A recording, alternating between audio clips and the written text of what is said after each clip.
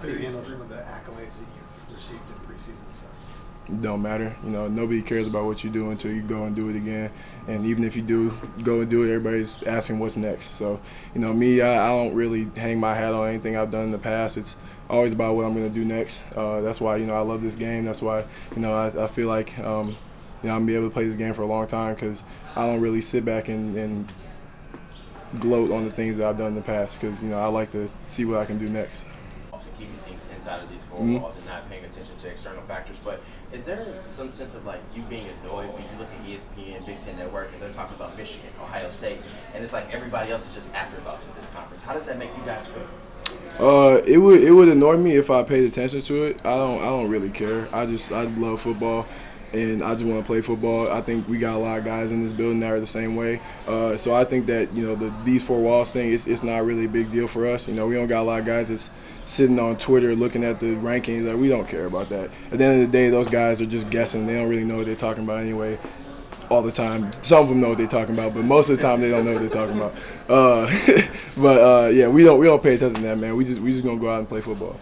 I've heard a few players today talk about opportunistic schedule. What does that phrase mean? Yeah, because everybody wants us to be scared of this schedule that we got. Everybody wants us back down to the teams that we're going to be playing against, and that's not how we see it. Like I said, we got a lot of competitive, hard-working dudes on this team, and we see that schedule as an opportunity to really do something special here at the University of Minnesota. So I think that having that mindset and going into that challenge with that mindset is going to be able to be a success for us. Coach has talked a couple of times about having to almost hold you back in practice with your mentality of wanting to be on every play. Just where does that come from for you? Honestly, I think it's just me knowing myself and me being honest with myself that I'm not always going to be the greatest athlete on the field. I don't hang my hat on being the fastest player, strongest guy, most athletic. But something that I've always been able to hang my hat on is that I'm going to play harder than you, whatever it is. I don't care if it's practice. I don't care if it's a game. I'm going to go harder than you, and I'm going to go harder than you for longer than you, and that's going to give me success. And that's what I've been really leaning on the past couple of years. That's what really got me here. And so that mentality is just something that I've really built in my head that, I'm going to go harder than you, and you can't do that. You can't just flip that on. You got to do that every day. I put my body on the line every single practice. And I do that because when I get to the game, that's not a switch you can just turn on. So that's really why, because that's something I really rely on. Because at the end of the day, if I'm going harder than you, you're not gonna beat me. And even if you do, you're gonna feel like you lost. So. Getting choked up about your mother. What has she meant to your football career, and how did it all begin for you and her back in the day? Everything. I started ball when I was like 3 or 4. And for me to get to this point, it took nothing but dedication and hard work from her point as well. Supporting me, paying for all these trips and camps and getting me here and there across the country just to play sports and stuff, man. She's literally my superhero, and that's who I look up to as my idol.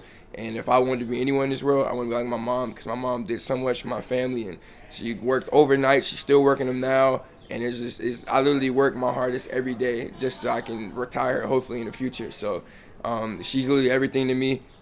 She's done everything for my family still to this day. Like I said, overtime waking up early in the morning, taking care of my sisters from night in and day out. It's just she's a superhero and a hell of a woman. So shout out to Rosie Autman, and you are the best mom in the world. Speak to the depth and different skill sets in the wide receiver room with the new addition. Oh yeah, I'm excited to see these guys play, from Corey to Elijah. Even the younger guys, when they get their chances, Kendrick Lenore, he's going to be an amazing receiver. TJ as well. All these guys, man, I'm excited to see these guys play for sure. But Corey and Elijah, they're going to surprise a lot of guys, man. I've seen it throughout the spring, the summer. I'm excited. And this receiver room we have so much depth with, whether it's speed, jump ball skills, route running. It's just so much. It's so much of it. Like you can trade out whoever you want, and they're going to get the same effort. So I'm excited to see these guys ball, man. They're going to show Gopher fans a lot this year. What the development of Daniel Jackson, Mikey, those guys? Daniel Jackson is an NFL receiver whenever his time comes. Same for Lemecki. Lemecki's probably the strongest receiver I've seen since like Rondell Moore or something. He's squatting like 500, 600. So those guys and their development as leaders and as players stepping up and doing their thing is awesome to see, man. It's literally this union. It's probably the best unit we've had in a while. In your I mean, my confidence has always been there, no matter what has happened or what the situation's been like. But I think my teammates also helped me with that. Even when I wasn't in or I wasn't playing, I always acted like I was the guy. So I kind of practiced, I guess, that sort of confidence thing myself. Learn about yourself from last season, just getting thrown in there, Penn State.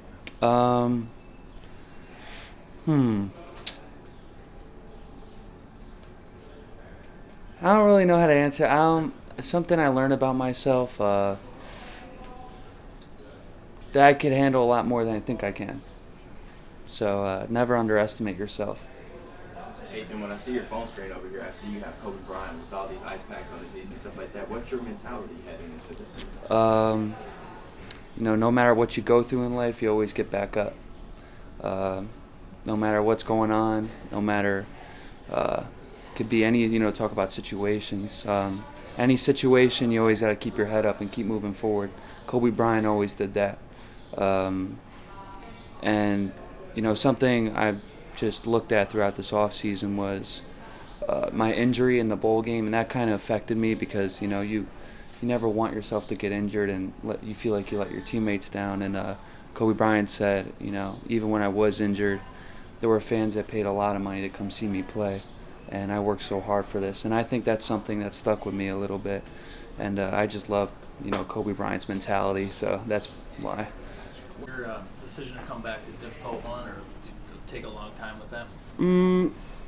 I would say it was a big decision, not very difficult decision. At the end of the day, I'm here and I'm happy to be here. I'm really excited about this upcoming season. So, I'm excited to be back. What made it an easy decision? Just the people within the program, whether that's staff, players. They've really taken care of me since I was 18 years old, since I got here. So it's been great being back. Can't stress that enough. But it's just it's been a hell of a journey. How do you view some of the early praise for you here this year? All-American honors, kind of top tight end in the country. How do you look at the praise you received? I'd say you have to take it kind of with a grain of salt. You want to stop and smell the roses, but you also know that there's always work to be done, and there's always things to improve. So just making sure I'm still working, like I'm not getting those accolades and things like that. So. Mariano talked about handing over the reins before the bowl game to the leadership of the room. How have you tried to keep doing that through spring and now the summer? Yeah, Mariano and even guys like Thomas Barber that passed down to him have set a really, really elite example of how things should look like and how things should be done. And, I've been doing my best every single day, and so have the rest of these guys on the team, especially this linebacker room, to implement that and do, obviously, the best we can every single day. And Coach Rossi especially working with us every single day in, day out, demanding the standard, and that's who we are. We're performing that every single day, working to be our best, change our best every single day. Yesterday wasn't good enough. Today's got to be better. And just doing that has been absolutely awesome, absolutely elite this entire summer. So couldn't be more excited to continue that and just keep making those guys proud that have came before us. Try to push him to be better every day, but you also try to compete for that spot. Yeah, I mean, we compete with each other. That's what we're kind of talking about in our program, is competing with each other, not against. And so coming each day, whether it's in our workout or throwing, we're making sure we're doing the right things. He's great to be around. He's a great guy, so I enjoy being around him. So you're getting used to them calling you center Nathan Bow? Yeah, I mean, I've been playing center since third grade, and I've loved playing it and love playing with my teammates, and just kind of ready to play ball this year. So. How valuable was it for you to start in the bowl game? I think it was tremendous. One, any chance I get to play in front of my brothers or with my brothers is always a great opportunity for me. Those are going to be my brothers till I die, and it's always fun to play with them, and whatever opportunity I can to help out my teammates, I will. So. But this year I feel like it's been a little more spread out between me, Quinn, Carroll, and Ariante, and even JJ Gaudet and Carter Shaw. We've all kind of led together. We've all played with each other for 4-5 years now, and I've known Quinn since high school, and we've always stayed in touch, and he's an awesome teammate, awesome leader. But yeah, I mean, it's as my last year, this is something I've always dreamed about. I've always wanted to play football here at the Gophers, and this is all I've been looking forward to, and just really excited and blessed to be able to play with these guys this year and kind of earn a leadership role this year. How would you assess your spring at guard instead of tackle? I thought it went really well. I thought as a unit we performed really well too. Pretty cohesive, even though we had to fill a few roles. But I like myself at guard a lot, and I think that I'm excited for this season. Playing for your home state team, is that is it sort of something you really is really meaningful? Or is Yeah, absolutely. Yeah, especially because my dad played here too. It's kind of surreal thinking about it, and every time I put this uniform on, it's a special feeling. So, what was your dad's reaction when you decided to come back to Minnesota? he was very excited. You know, just for that legacy piece, and also he's 10 minutes away. You know, I can see him as often as I want, and being able to have basically my whole family at every home game and a lot of away games too. It's been awesome. What did you learn